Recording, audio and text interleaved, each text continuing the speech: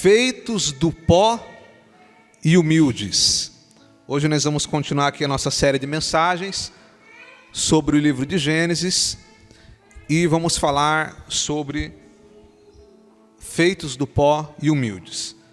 Eu quero convidar os irmãos a abrir as suas Bíblias no texto que nós lemos no início, em Gênesis capítulo 2. Gênesis capítulo 2, eu estarei lendo apenas, os irmãos só acompanhem, eu estarei lendo o versículo de número 7, que diz assim: E formou o Senhor Deus o homem do pó da terra, e soprou em seus narizes o fôlego de vida, e o homem foi feito alma vivente. Somente até aí, amados. Amados irmãos, nós estamos hoje dando continuidade à nossa série de mensagens sobre o livro de Gênesis. Na semana passada, nós começamos a falar sobre a criação do homem, e eu disse para os irmãos que essa parte sobre a criação do homem, ela vai render várias mensagens, porque nós iremos falar sobre vários assuntos relacionados à natureza humana, do homem, da mulher, e vários outros assuntos relacionados a isso. Na semana passada, nós falamos que o homem foi feito à imagem e semelhança de Deus.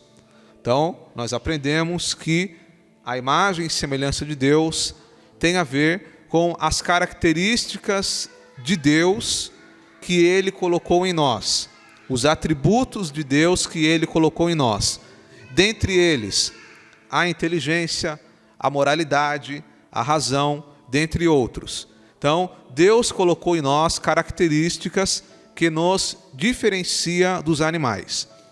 E hoje, eu vou dar continuidade a essa questão de quando Deus fez o homem, para falar de outro aspecto da criação do homem. Nós temos uma natureza divina, que são as características de Deus que Ele colocou em nós, mas ao mesmo tempo nós temos as características terrenas, as características naturais. E é por isso que Deus, quando Ele vai fazer o homem, Ele faz o homem do pó da terra.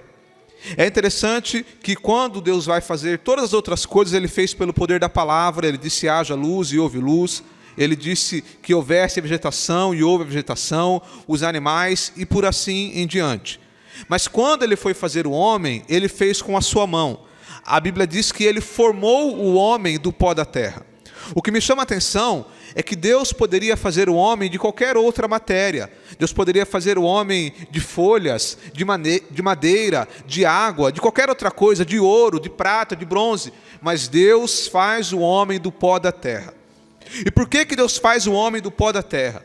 Justamente para nos fazer lembrar da nossa fragilidade, da nossa debilidade, da nossa origem e de como nós somos limitados. Porque quando Deus faz Adão ali do pó da terra, Deus forma ali o boneco que está ali. Aquele boneco em si era apenas um boneco de areia. Ele não tinha nenhum valor. O pó em si não tem nenhum valor. Ninguém, se você andar na rua, você vai ver pó na beira da rua, em qualquer lugar, ninguém valoriza o pó. O pó da terra em si é algo que não tem valor. Mas Deus fez o homem do pó da terra. E o que deu valor para o homem é a partir do momento que Deus sopra nas suas narinas. Como nós lemos aqui, Deus soprou na narina do homem e deu a ele o fôlego de vida. O que Deus estava mostrando para nós?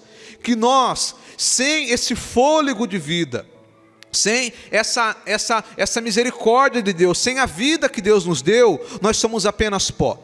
E é por isso que a Bíblia vai dizer mais à frente que do pó viemos e do pó e para o pó iremos tornar.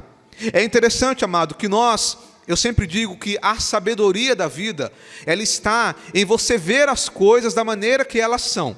Ser sábio é ver as coisas da maneira que elas são, sem você querer imaginar algo que não é. A sabedoria está em ver a realidade.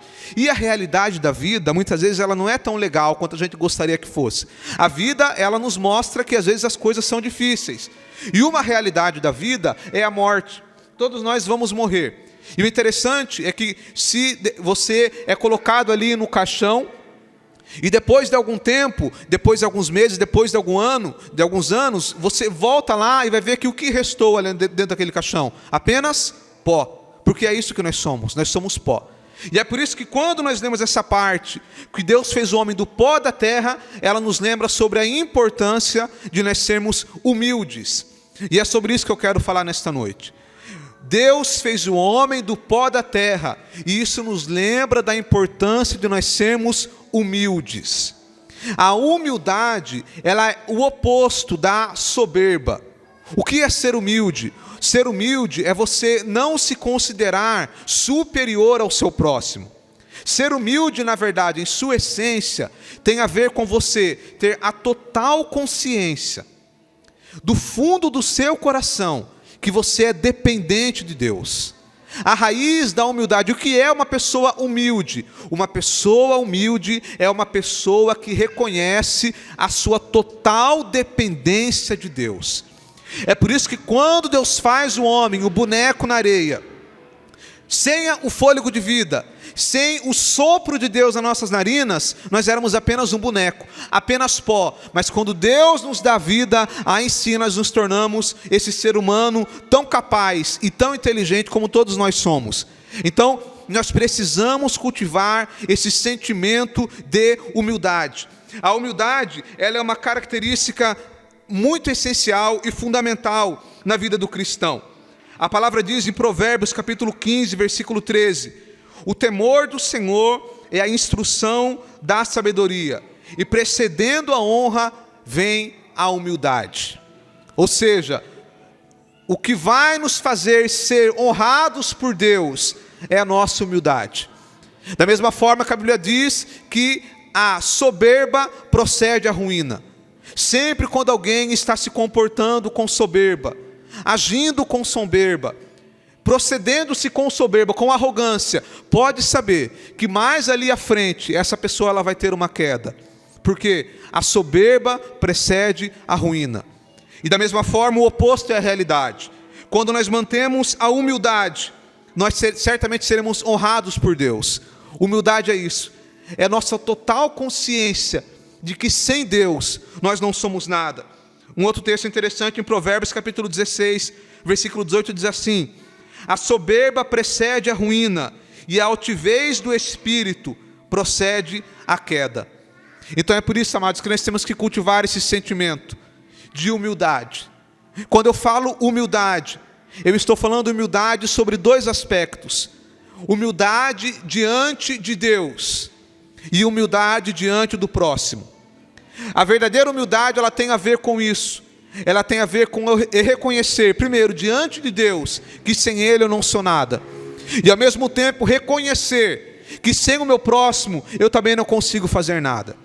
Tem uma frase que diz assim: ninguém é tão alguém que não precise de ninguém. Ninguém é tão alguém que não precise de ninguém. Você pode ter um diploma de bacharel, um diploma de doutorado, você pode ser PhD, você pode ter R$1 milhão na conta, você pode ter tudo. Mas se não existissem as outras pessoas, você não teria nada.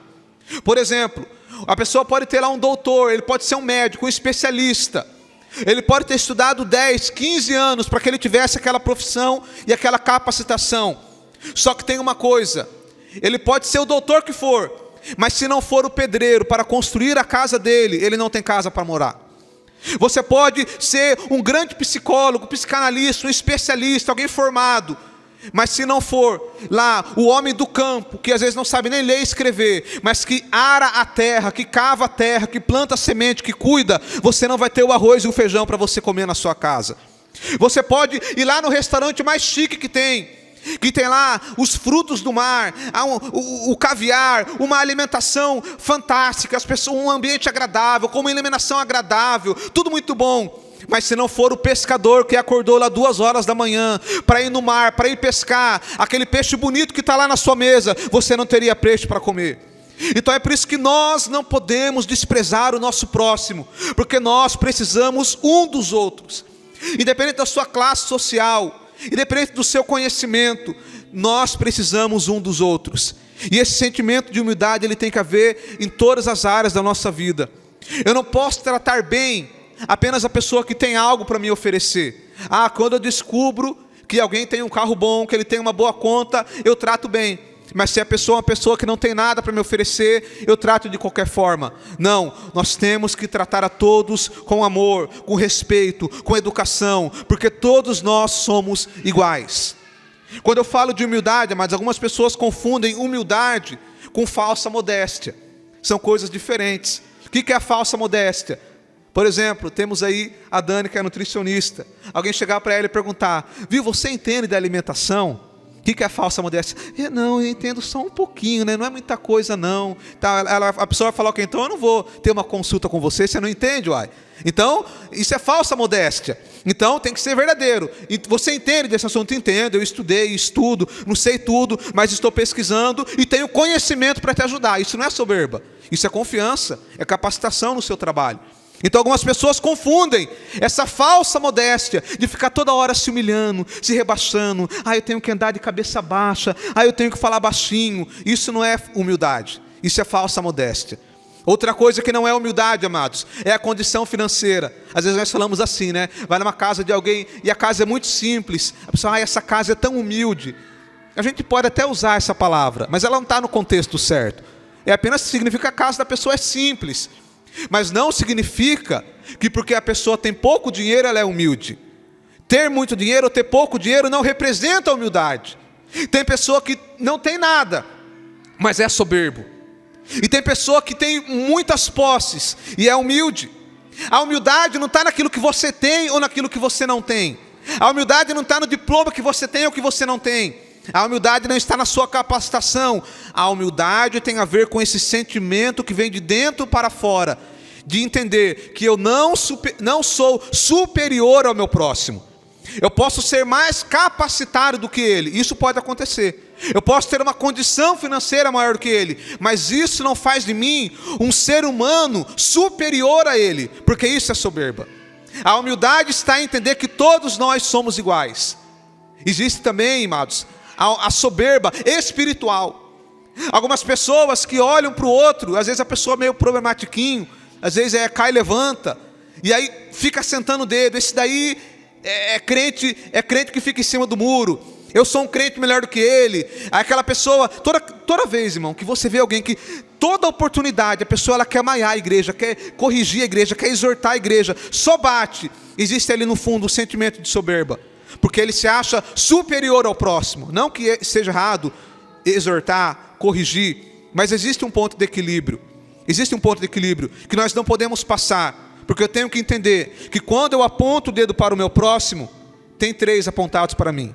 Quando eu venho aqui e exorto os irmãos, corrijo os irmãos, eu tenho que entender que aquela palavra que eu estou falando, a orelha mais próxima é a minha. Eu sou o primeiro que tenho que praticar.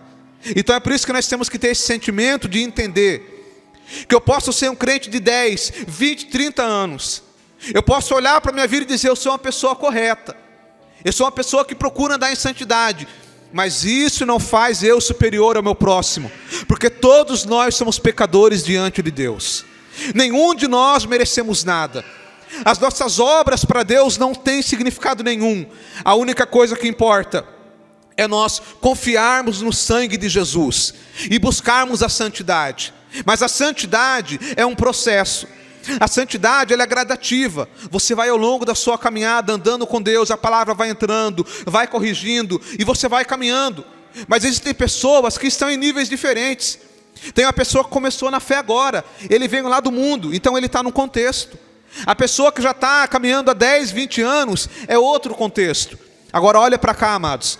O grande problema muitas vezes é que as pessoas querem que a pessoa que está começando agora, ele já tem o mesmo comportamento do crente que já serve a Deus há 20, 30 anos. Não, nós temos que entender que cada pessoa tem um processo, que cada um tem um tempo.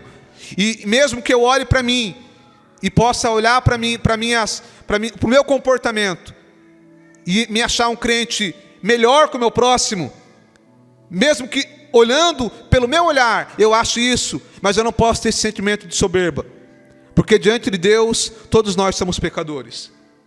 Um versículo interessante, Lucas capítulo 14, versículo 8, diz assim: portanto, qualquer que a si mesmo se exaltar será humilhado, e aquele que a si mesmo se humilhar será exaltado. Então, se eu me exaltar, se eu me engrandecer, eu vou ser humilhado. Mas se eu me humilhar, eu vou ser engrandecido por Deus. É interessante que nós temos que ter esse sentimento.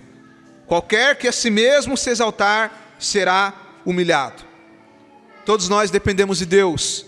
Todos nós dependemos do próximo. Eu quero ler com os irmãos agora um versículo que está em Romanos capítulo 12. Abra por gentileza a sua Bíblia. Capítulo 12, versículo 3. Preste atenção, amados, nesse texto. Porque, pela graça que me é dada, digo a cada um dentre vós, que não saiba mais o que convém saber, mas que saiba com temperança, conforme a medida da fé que Deus repartiu a cada um. Quando ele fala aqui que cada um não saiba mais o que convém saber, ele diz no sentido assim: não se ache acima do que você é. Não se considere superior ao próximo. Não seja soberbo. E aí ele continua dizendo, versículo 4: porque assim como em um corpo temos muitos membros, e nem todos os membros têm a mesma operação, assim nós, que somos muitos, somos um só corpo em Cristo, mas individualmente somos membros uns dos outros. Paulo está falando aqui para a igreja, que nós como igreja, ninguém aqui é mais importante que o outro.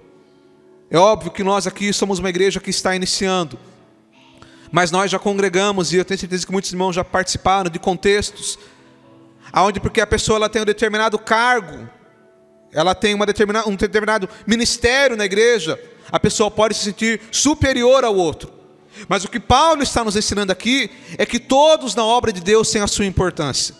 Assim como o nosso corpo, que tem partes que aparecem mais, outras menos, mas todas as partes são importantes. O dedinho do seu pé, se você tirar ele, ele não aparece, mas se você tirar ele, o que acontece? O que acontece, amado? Se você tirar o dedinho do pé, perde o equilíbrio. Então é uma parte do corpo pequena, talvez insignificante, mas ela tem a sua importância. Assim também é na obra de Deus. Todos nós somos importantes. É por isso, irmãos, que nós não podemos nos apegar a títulos. Infelizmente as pessoas têm sede de título, cada vez buscando mais títulos. Antigamente a Bíblia falava sobre pastores, mas hoje em dia é pastor local, pastor setorial, pastor presidente, aí outros é reverendo, e por aí vai. As pessoas ficam atrás de títulos, inventando títulos, para sempre se colocar de alguma forma superior ao próximo. Porém Jesus nunca pediu que alguém chamasse ele de título nenhum, era Jesus. É por isso que eu digo para os irmãos: não precisa me chamar de pastor se você não quiser. Se você sentir à vontade, amém. Se não sentir, não tem nenhum problema. Porque você colocar o pastor na frente do meu nome não diminui em nada aquilo que Deus me chamou para fazer. Porque o nosso chamado não tem a ver com o título que você tem a ver com o serviço que você faz na obra de Deus. Quando nós chegarmos àquele grande dia diante de Deus, não vai importar se eu tinha o título de diácono, de cooperador, de presbítero, de pastor, de apóstolo, de apóstola, de arcanjo, de querubim. Não vai importar nada disso. O que vai importar é o que você fez na minha obra, como que você serviu ao meu reino. Então, na verdade, nós não podemos nos apegar a isso. Nós temos que servir uns aos outros. Da mesma forma, é lá fora, no contexto social, algumas pessoas que se apegam a títulos. A pessoa que vai lá faz uma faculdade de medicina e ele exige que tem que chamar ele de doutor em qualquer hora. Tudo bem, no consultório, até entendo. Mas algumas pessoas ele está em outro contexto e ele quer que a família chame de doutor, meu Deus do céu. Mas por quê? Só porque ele estudou? Então, já que é assim, o mecânico, eu vou falar o José, em vez de eu chamar José, o mecânico José, eu vou ter que chamar o mecânico no meio. Ou lá o pintor que pinta lá a parede, se eu for falar com ele, ou o pintor fulano. Não precisa disso. Se for assim, toda profissão eu vou ter que colocar o título da pessoa antes do nome dela. É desnecessário. Eu entendo que em alguns ambientes, pela liturgia do ambiente, por exemplo, você vai numa consulta, chamar o doutor de doutor, tudo bem. E em outros contextos, tudo bem. Mas a questão é que tem algumas pessoas que se apegam a títulos, porque de alguma forma, aquele título que ele tem, faz com que ele se sinta superior ao próximo. Da mesma forma, um policial, Um policial, ele é uma autoridade, ele é um homem que está ali representando a lei. Mas isso não justifica ele tratar as pessoas com desrespeito.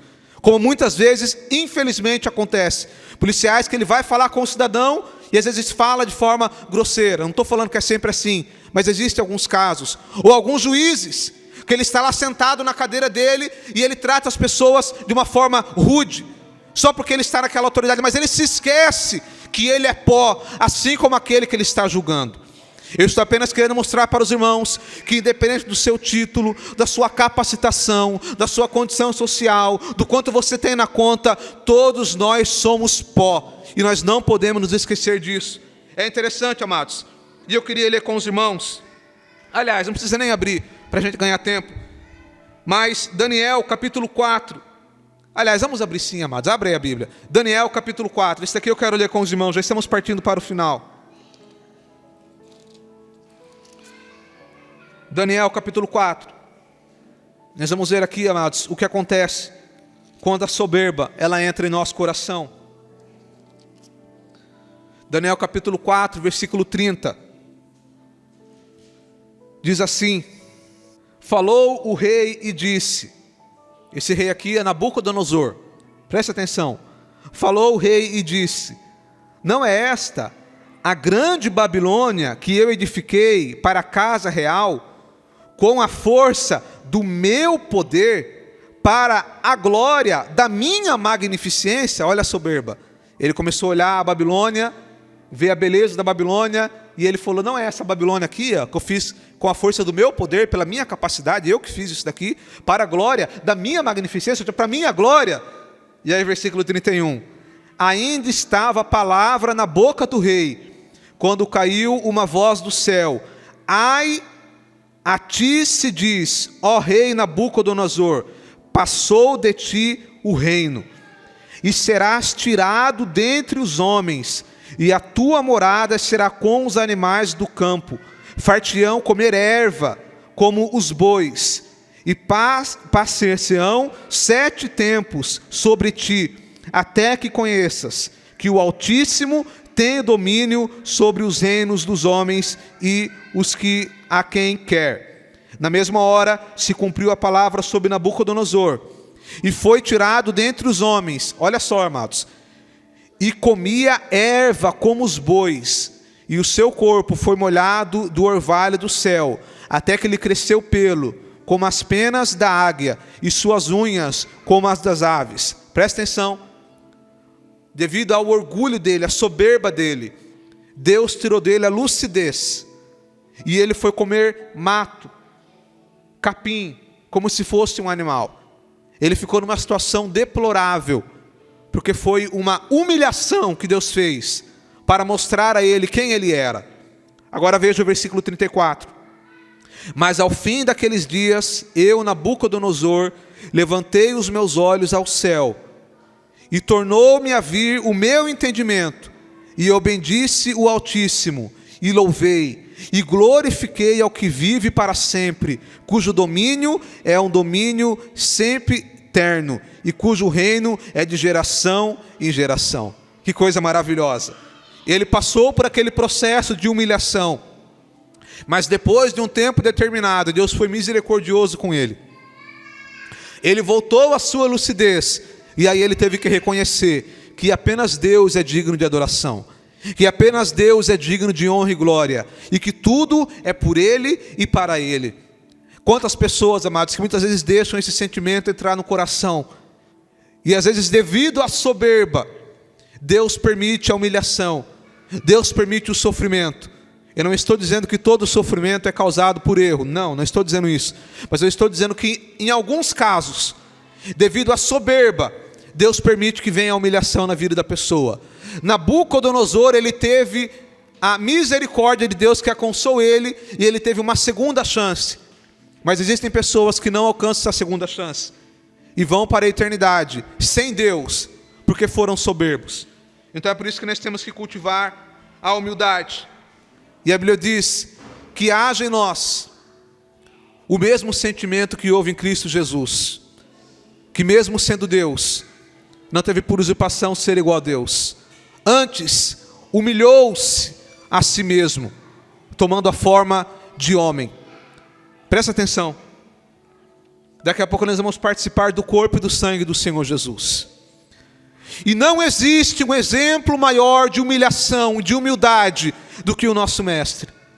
Porque mesmo Ele sendo Deus, Ele rejeitou, Ele renunciou, Ele se humilhou e desceu aqui nesta terra, tomando a forma de homem, se humilhando, sendo xingado, participando daquela vergonha do seu julgamento, foi esbofeteado, colocaram nele uma coroa de espinhos, deixaram ele nu, crucificaram em uma cruz, que era um símbolo de vergonha, e tudo isso Jesus fez por amor de nós.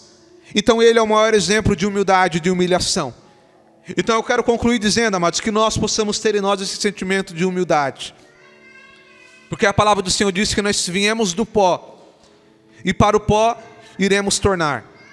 Que a cada dia da nossa vida nós possamos nos lembrar de que se não fosse o fôlego de Deus, se não é o fôlego de Deus, nós não somos nada. Eu quero te dizer que o ser humano, ele aguenta, em média, 3 semanas sem alimento. Se você ficar 3 semanas sem alimento, já há um risco de você vir a óbito. Se você ficar sem água, em média 3 dias, já começa o risco de você vir a óbito. E sem ar, cerca de 3 minutos, já tem o risco de você vir a óbito. Então veja a nossa fragilidade, veja a nossa fraqueza. Se Deus cortar aqui, a gente ficar 3, 4 minutos sem respirar, nós já morremos. Perceba que nós não somos nada sem Deus. Esse ar que nós estamos respirando é porque Deus nos deu o ar para respirar. Você talvez não saiba, mas se você está vivo até hoje, é porque Deus já te deu inúmeros livramentos que você nem sabe. Quantas vezes que você estava aí na estrada dirigindo, e talvez existia ali um risco de você bater o carro, ou de alguém bater em você, mas Deus acampou o anjo ao seu redor e livrou você do acidente. Quantas vezes que você ficou enfermo, e talvez aquela enfermidade era para a morte, mas Deus te livrou e você nem viu.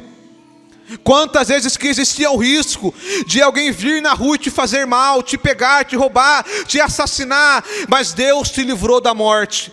Inúmeras situações que você nem sabe que aconteceu, mas Deus te livrou. Eu falo por mim, que passei por 3 cirurgias no pescoço.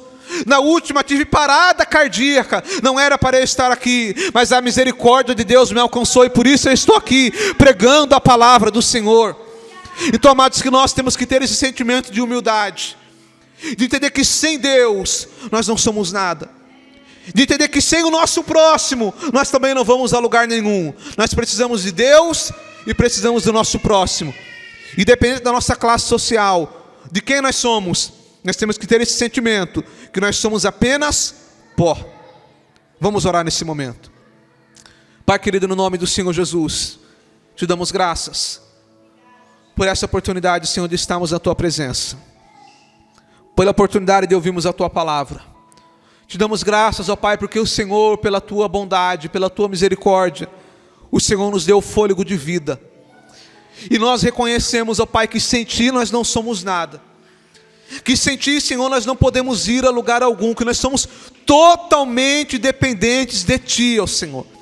Nós dependemos de Ti para viver, nós dependemos de Ti para caminhar, nós dependemos de Ti principalmente pela eternidade, porque nós somos pecadores, e se não for pelo Teu sacrifício que foi feito lá na cruz do Calvário, o nosso destino era a perdição eterna. Por isso, ó Pai, que o nosso coração nesta noite seja tomado por um sentimento de humildade, humildade diante de Ti, humildade diante do nosso próximo, que as pessoas possam ver em nós essa humildade, Pai, essa simplicidade de reconhecer o nosso estado. Ó Deus querido, que o Teu nome possa ser glorificado através de nossas vidas. Este é o nosso pedido, em nome do Senhor Jesus. Amém e amém. Glória a Deus, amado.